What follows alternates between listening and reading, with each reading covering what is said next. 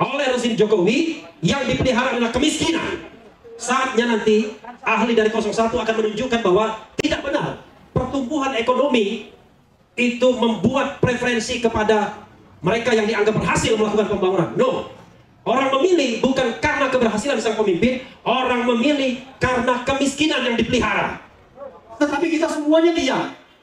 Kita merasa masih bisa melawan ini. Jadi Jokowi pada saat itu adalah ngetes dan terus-menerus melanggar peraturan dan perundang-undangan, dan puncaknya adalah saat ini, Pilpres 2024. Saya ingin nobatkan beliau sebagai tokoh yang memimpin pergerakan tiap waktu turun di jalanan. Dan foto terakhir dengan saya di depan KPU itu saya simpan sampai kapanpun saya bawa sebagai kenang-kenangan dengan beliau. Silakan Pak Refli Harun. Terima kasih. Tes pemimpin kita itu Bang Egy, ya kan, dan yang lainnya. Izin Bang ya, kawan-kawan semua, assalamualaikum warahmatullahi wabarakatuh. Merdeka, merdeka. Ini mudah-mudahan di depan MK nanti atau patung kuda jangan kurang dari ini jumlahnya.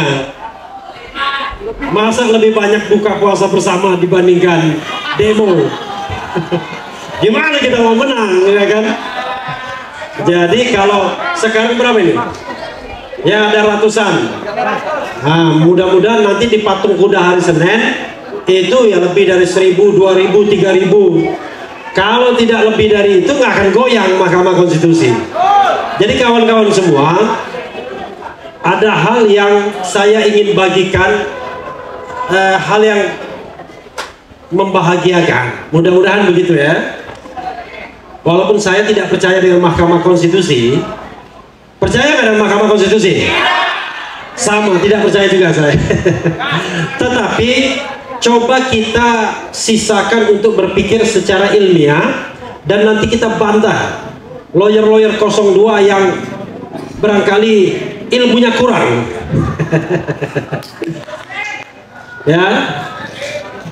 Jadi kawan-kawan semua, saya punya feeling yang baik ya. Insya Allah permohonan kita dikabulkan.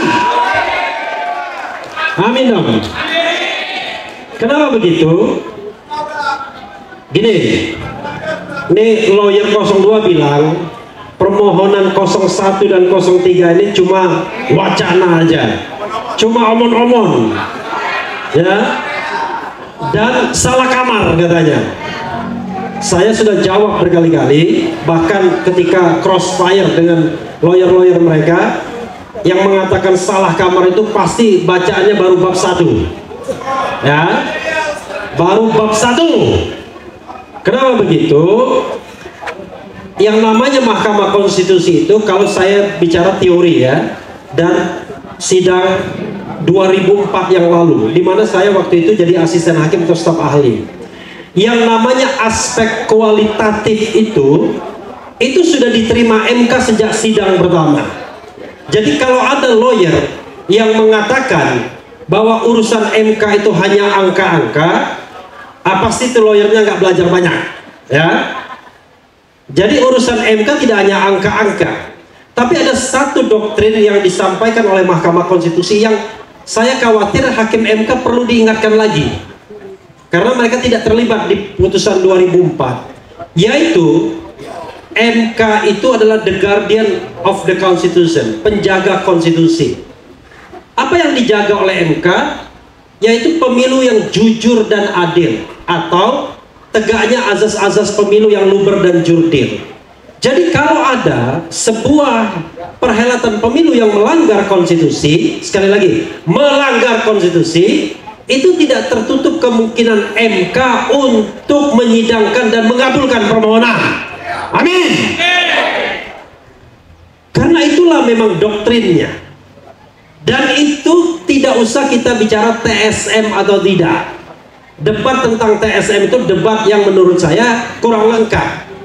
Babonnya adalah apakah MK bisa menemukan ada pelanggaran serius terhadap konstitusi kita, terutama prinsip jujur dan adil.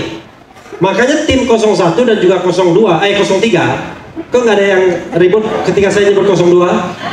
Padahal saya pancing gitu ya. Ya. Jadi tim 01 dan 03 itu mempermasalahkan pelanggaran serius terhadap konstitusi. Apa pelanggaran serius terhadap konstitusi tersebut? Yang paling ultimate, yang paling utama adalah Presiden Jokowi menjadi ketua tim pemenangan 02. Itu yang sebenarnya tidak diperbolehkan, karena itu adalah pengkhianatan terhadap konstitusi dalam bahasa 01, dan dampaknya adalah dimulai ketika Gibran dicalonkan sebagai wakil presiden berpasangan dengan Prabowo. Padahal menurut kami baik 01 dan 03, pencalonan Gibran atau penetapan Gibran sebagai wakil presiden bertentangan dengan hukum dan konstitusi. Karena itu insya Allah permohonan kita akan dikabulkan. Amin. Dan akan ada PSU, pemungutan suara ulang. Amin. Tetapi saya tentu bisa mengelaborasi permohonan lainnya, tapi terlalu teknis nantinya. Tapi intinya pegang saja omongan saya bahwa kita ada peluang untuk dimenangkan. Dan omongan yang mengatakan permohonan ini wacana, omon-omon, kemudian hanya angka, seharusnya itu orang yang belajarnya tidak banyak, ya. Walaupun di situ ada profesor hukum tata negara, ya. Tetapi kan dia sedang membela yang kira-kira berada di jalan bengkok, ya kan? Karena itu tidak mungkin lurus jadinya. Saya tidak menyebut nama ya. Tolong jangan dieksplisitkan. Oke. Nah, tetapi yang kedua, kawan-kawan semua, yang kedua, kita harus memberikan gesture otot politik, keberanian, support, dukungan, bahkan barangkali makian dalam tanda kutip kepada hakim konstitusi. Intinya adalah jangan dibiarkan hakim konstitusi menyidangkan ini di ruang hampa politik. Kalau saya yakin betul, kalau sudah soal menang dan kalah, kalau sudah pilpres, at all cost pasti MK akan diintervensi. Karena itu kita juga harus menjaga Mahkamah Konstitusi, paling tidak memberikan keberanian kepada MK untuk menyatakan yang benar adalah benar, yang salah adalah salah. Karena sumber kesalahan dan ketidakbenaran di MK sendiri soalnya. Mumpung sekarang bulan Ramadan dan nanti halal bihalal putusannya 22 April, kita kasih kesempatan kepada MK untuk memperbaiki dosanya. Ya, putusan 90 itu nanti kita bisa diskusi lebih banyak, tapi tidak di sini. Itu putusan yang seharusnya tidak bisa menjadi alasan atau dasar bagi Gibran untuk maju sebagai wakil presiden. Tetapi dipaksakan, ada konspirasi pamannya, ada konspirasi KPU, ada konspirasi Bawaslu, sehingga Samsul ini kemudian bisa lolos. Karena itu mudah-mudahan ini dibenarkan lagi, dibetulkan oleh Mahkamah Konstitusi. Oke? Karena itu kita harus memberikan keberanian kepada hakim MK. Caranya adalah demo MK, 500.000 orang ke, 1 juta orang ke. Kalau cuma yang demo 100 orang, ya nggak ada pengaruhnya bagi MK. Tidak akan sampai teriakan kita ke dinding-dinding Mahkamah Konstitusi. Karena itu kita geruduk Mahkamah Konstitusi. Ini semangatnya di sini aja. Besok Senin nggak ada ini orangnya. Oke, itu yang kedua ya. Yang ketiga, nanti insya Allah kalau permohonan ini dikabulkan, 02 didiskualifikasi sesuai dengan permintaan kita. Nanti 01 dan 03 akan berhadapan. Ya. Mau ribut lagi nggak di antara kita? Mau kita main money politik? Mau kita main pengerahan aparat? Mau kita mobilisasi kepala desa? Kalau kita melakukan hal yang sama, kita tidak bedanya dengan orang-orang yang hari ini kita kritik.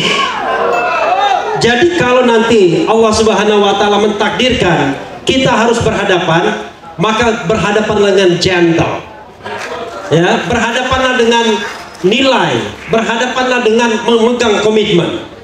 Saya sama Prof. John berhadapan, tapi adu konsep dan adu gagasan, bukan adu money politics, bukan menggunakan kekuasaan untuk memenangkan pertarungan. Makanya saya katakan haram hukumnya kalau kita dipimpin oleh pemimpin yang curang menangnya. Tidak boleh.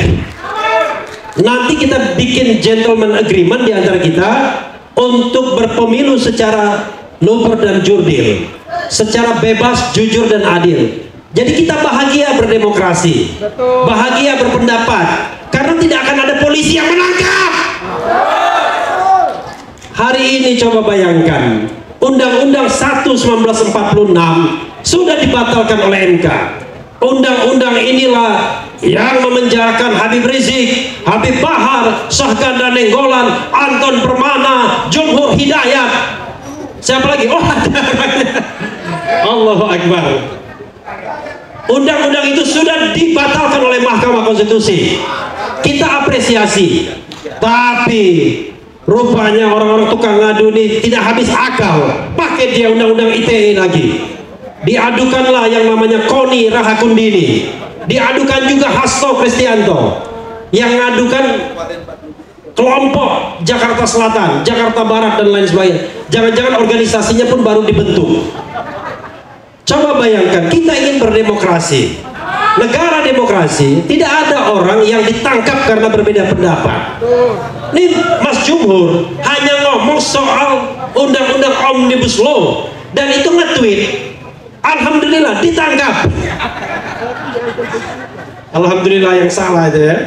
Nah, karena itu ketiga ya, tadi yang saya katakan saya ulangi lagi, mari kita berdemokrasi secara beradab. Kembali kita ke nilai-nilai kita, nilai ketuhanan yang Maha Esa, nilai kemanusiaan, nilai persatuan, nilai demokrasi atau kerakyatan, dan nilai keadilan. Itu bukan nilai gombal, tetapi oleh rezim Jokowi tidak pernah dilaksanakan. Oleh rezim Jokowi yang dipelihara adalah kemiskinan. Saatnya nanti ahli dari 01 akan menunjukkan bahwa tidak benar pertumbuhan ekonomi itu membuat preferensi kepada mereka yang dianggap berhasil melakukan pembangunan. No, orang memilih bukan karena keberhasilan sang pemimpin, orang memilih karena kemiskinan yang dipelihara. Memelihara kemiskinan dan kemudian diserang dengan bansos, maka kemudian terjadilah pemilu yang tidak jujur dan tidak adil. Kita nanti mudah-mudahan berhadapan dengan cara yang bermartabat dan beradab. Itu saja kawan-kawan semua. Assalamualaikum warahmatullahi wabarakatuh. Merdeka! Merdeka!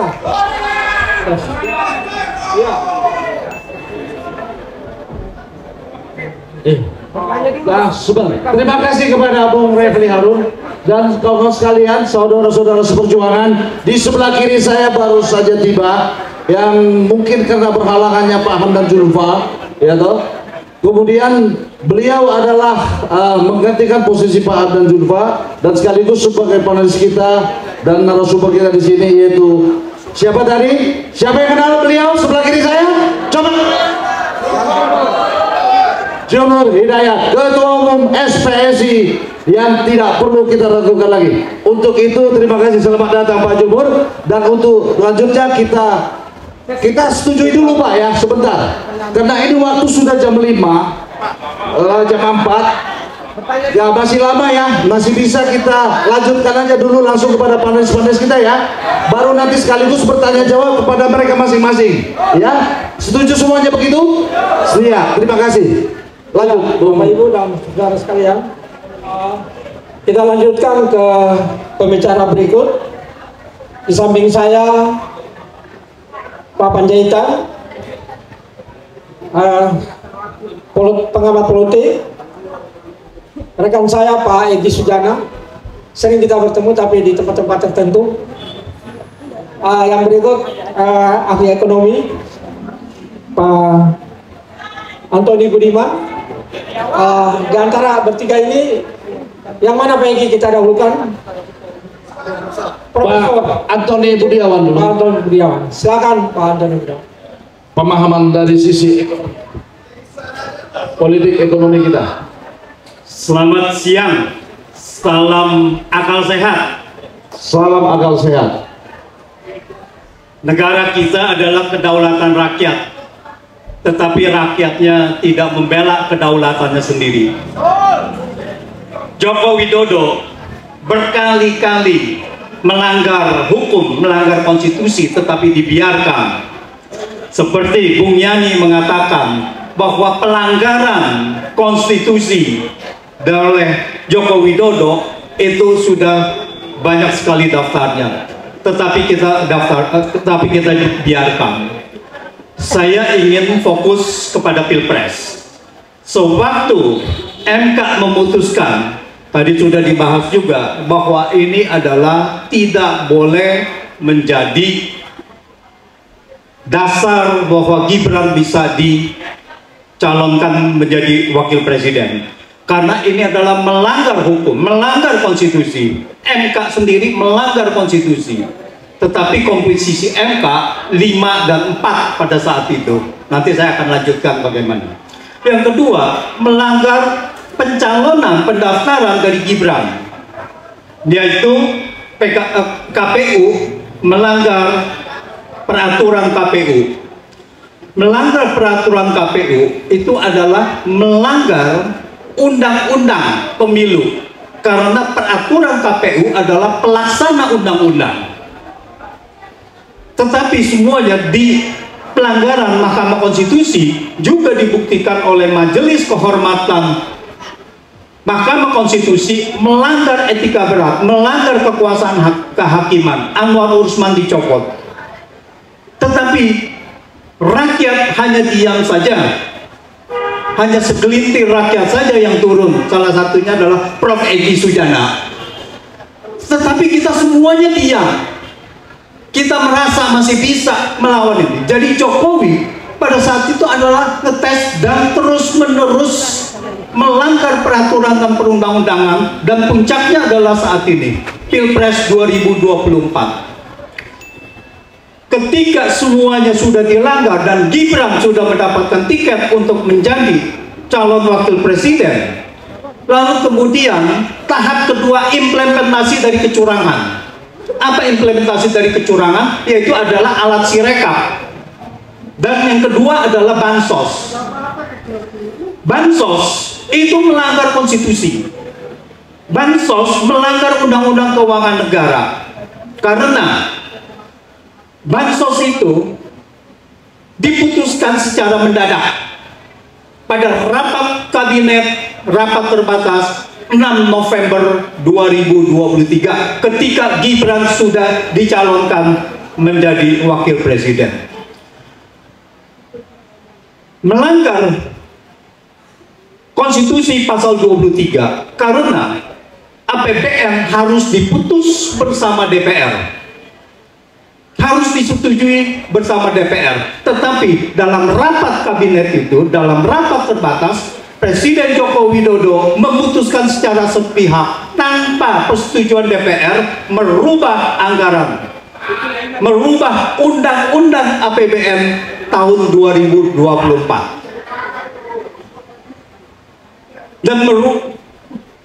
Dan perubahan itu juga melanggar undang-undang, sejumlah pasal undang-undang keuangan negara. Banyak sekali, pasal 3, pasal 11, dan seterusnya. Penyimpangan APBN termasuk adalah tindak pidana. Itu ada di pasal 34 Undang-Undang Keuangan Negara. Penyimpangan APBN adalah termasuk tindakan pidana yang merugikan keuangan negara. Merubah tanpa persetujuan DPR artinya adalah penyimpangan terhadap APBN. Sekarang kita kembali kepada judul tadi, apakah gugatan di MK ini bisa berhasil atau tidak? Secara teori kita sekarang ada 8 hakim konstitusi yang pada saat itu masih ada yang menolak permohonan uji materi. Jadi kalau kita simpulkan itu adalah mungkin bisa 4-4. Tetapi masalahnya Joko Widodo tidak akan berdiam diri. Ini adalah episode terakhir baginya untuk menggolkan Gibran ini. Ini adalah episode dari Pilpres 2024, episode Gibran menjadi calon wakil presiden.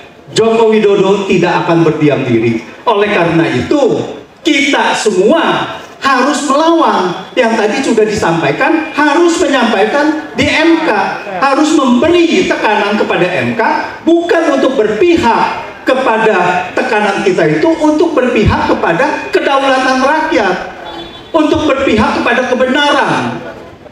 Karena kita yakin bahwa Mahkamah Konstitusi seharusnya sudah tahu semua bukti pelanggaran ini. Karena pelanggaran ini adalah transparan. Jadi tidak mungkin Hakim Konstitusi ini tidak tahu. Tetapi semua pelanggaran ini didiamkan.